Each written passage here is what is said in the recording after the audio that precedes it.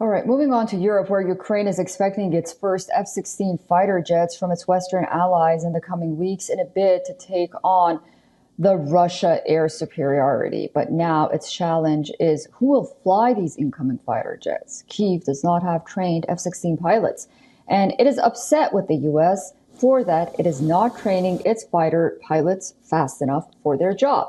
Ukrainian officials claim 30 of its pilots are ready to start training on the F-16s. But the U.S. and Denmark are denying its spots at their training facilities and delaying the much-needed training. The U.S., however, claims its schoolhouse in Arizona can train only 12 pilots at a time. It also maintains that Ukraine's pilots are not yet ready to start flying its incoming F-16 jets in large numbers.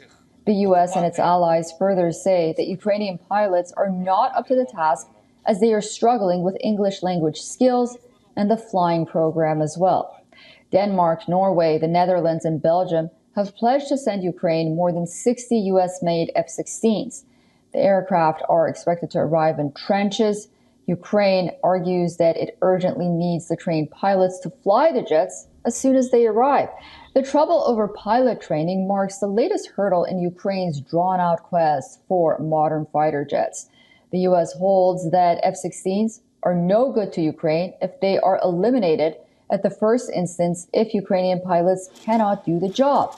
Western officials also say they're confident in their schedule for training enough Ukrainian fighter pilots to fly the new F-16s. Kyiv, however, also claims that the training program is too limited. In a catch-22 situation, Western officials say that they can not graduate too many pilots before Ukraine has received enough jets for them to continue training, as the pilots will lose their skills if they do not get enough flying hours. Kyiv started asking for U.S.-made F-16s shortly after the Russian invasion began in 2022.